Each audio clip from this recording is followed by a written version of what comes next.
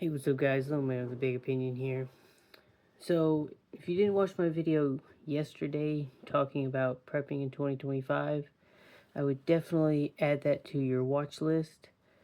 Today, I'm going to begin to tackle the first thing I talked about, and that is food. Prepping is supposed to get you through whatever issue as close to normal as possible.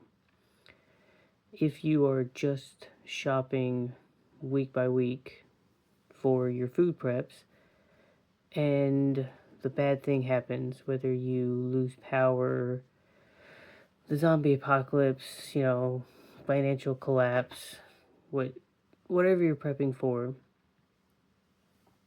if that happens the day after you do your weekly grocery shopping, you have 7 days to figure out what we're going to do. If that happens the day before you're about to go grocery shopping, then you're really trying to figure out what you're going to do. So, if you want to keep it as normal as possible, then you need to start to add your everyday food. And so, the two examples I have, I pulled out a can of corn and I pulled out our pancake mix. We make pancakes fairly often, and I think it was on the top. Yeah, these say they expire June 12th, 2026. The corn says December 28th, 2026. I don't really remember when we bought these, but roughly 2 years from today, roughly 18 months from today. If those are staples in your home, let's say you go through 3 cans of corn in a week as a side option. If you pick up 6 cans of corn the next time that you are going to go grocery shopping, you go through your 3 cans. The next time you go grocery shopping, even if you just picked up 3 more cans, you now have your 1 extra week worth of your corn.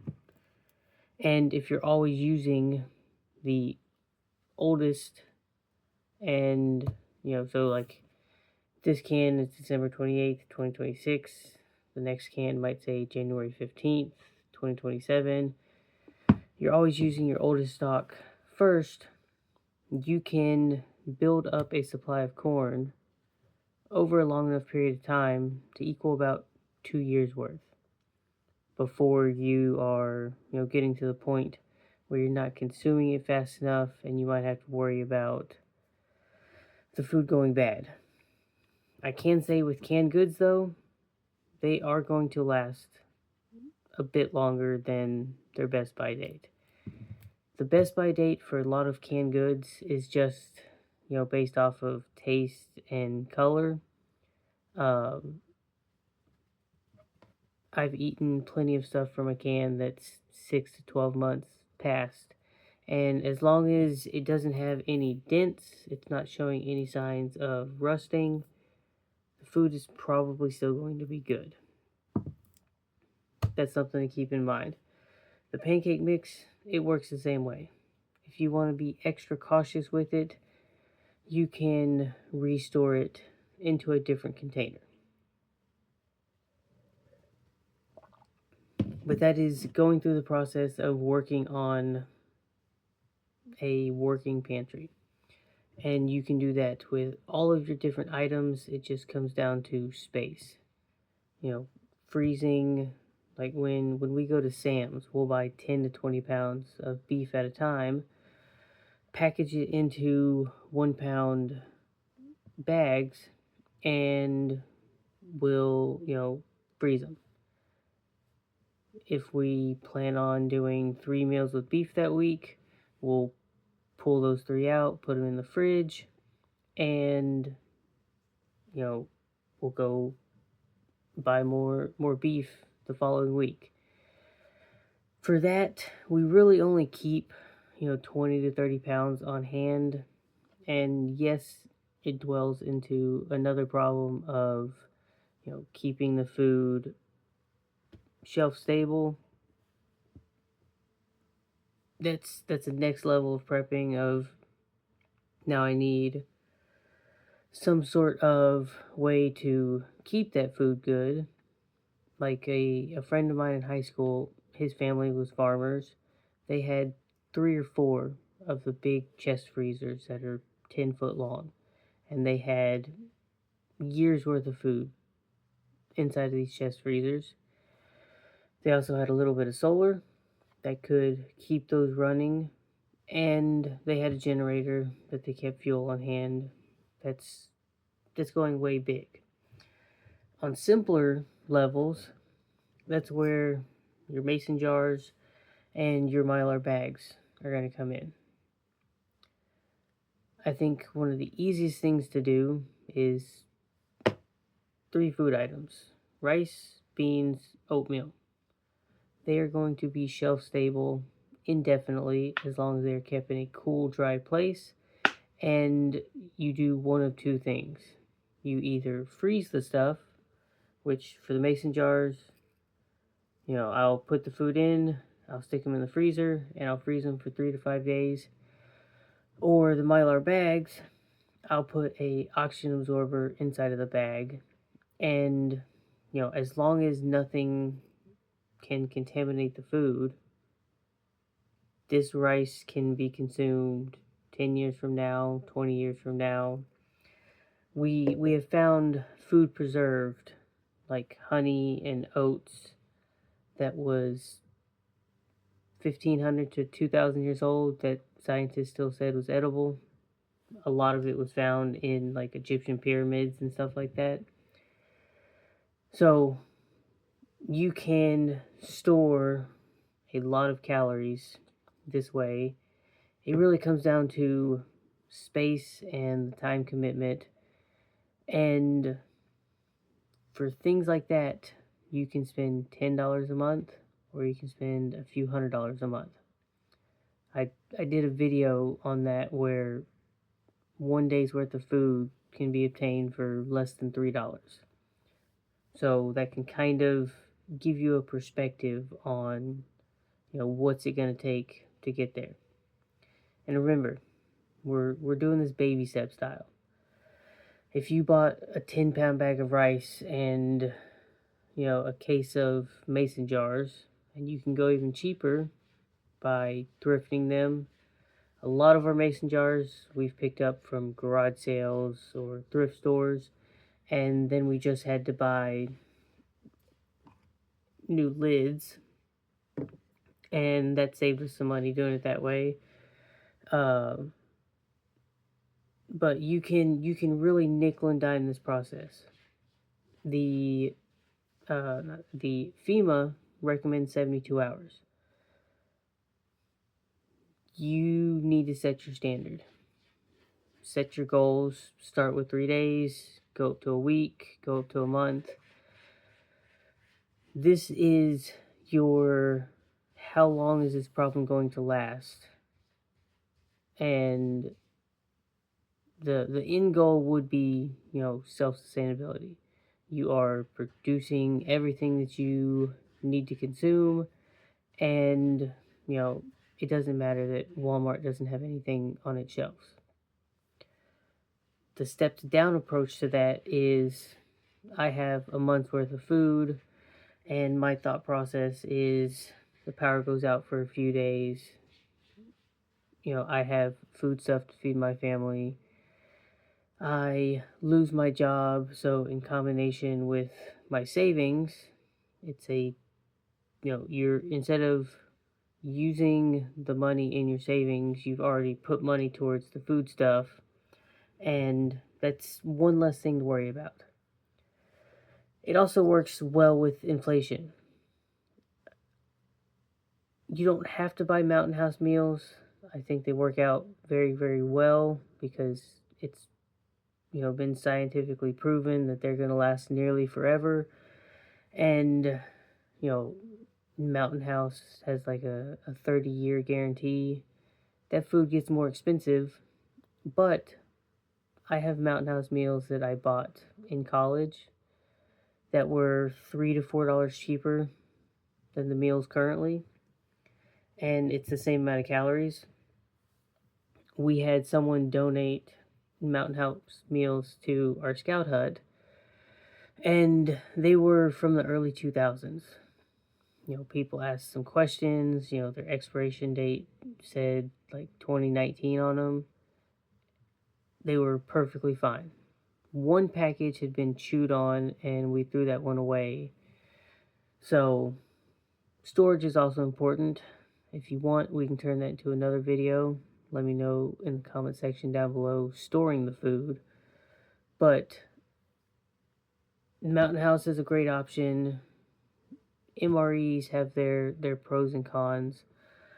But the very simple level is store what you're going to eat and eat what you store. If your family loves, green beans, stock up on your green beans. If your family loves, I still had them sitting here. Had a thing of Fig Newtons. We really like Fig Newtons. And so we keep a healthy supply of Fig Newtons. In that same category, I put them too far out of the way.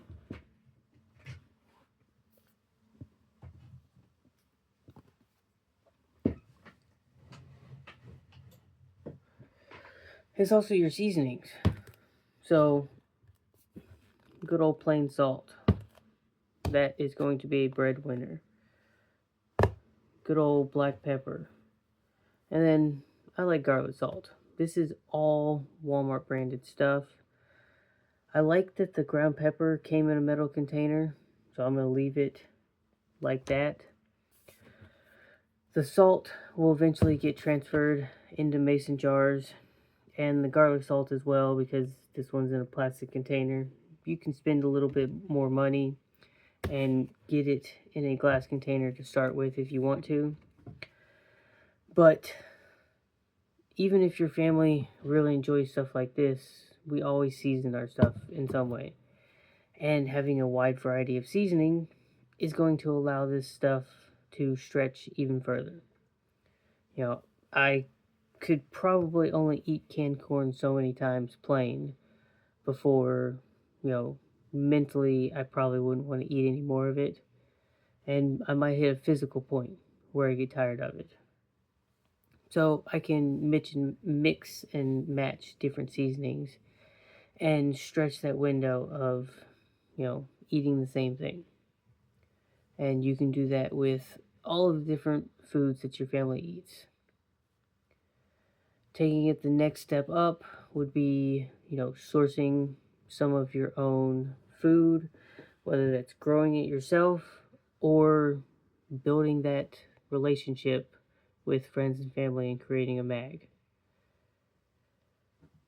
Eggs right now is the best example.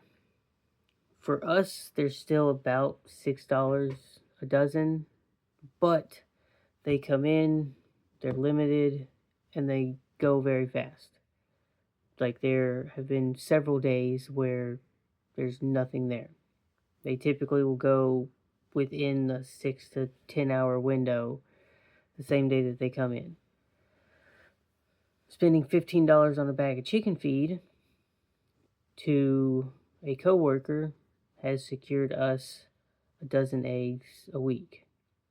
So in a 2-week time span, we will have made up that cost, and we're doing that because we're also providing something in return. Bartering is never going to go away. I would rather barter in this situation than, have to spend a lot of money, because for us, we go through about a dozen in a week, and at our current prices, we'd be spending $24 a week. Some people go through more, and their eggs are more expensive. So the next level is, what does my family consume? How can I make sure that we can continue to consume that? And that's producing it yourself. We've bought 2 fig trees this year. I showed off the plants, I think, in yesterday's video. You know, they're still in the house because tonight it's cold. You know, my watch, it's cold for us in Texas. You know, it's gonna get down to 27. Right now it's 29. And we got 12-mile-an-hour winds, so it feels like it is 21. That's a whole separate video as well, that if you want some more information on that, we can also make a video. That's why you should subscribe, because I don't think I'm an expert in a whole lot of things. You know, I have definitely learned a lot for this, and we are continuing to learn more and more for this. So I hope this video helps you out. I can go in even further detail on, you know, average cost and, you know, what this much food looks like. And, you know, we'll be doing some gardening videos as it starts to warm up and showing what we're able to produce in the small space that we have. Like, we have 3 raised garden beds that are just short of 8 by 4 foot. So about 75 square foot of garden with 3 different trees and a couple of bushes, and you know what that produces, kind of what it's saving us, you know, money wise, kind of the, you know, caloric amount that we're getting out of it. I can say at the very least that we're saving a good amount of money, and in return putting time into it as well. So this is something that you will build kind of as a lifestyle. You know, you shouldn't think of this as work. You should just think of it as a, you know, everyday process. But I've rambled on long enough. Again, leave your questions down below, leave your comments. I enjoy hearing them. Subscribe to the channel, hit the like button if you enjoyed the video, and share it with your friends and family. And with that, I'll catch you in the next one.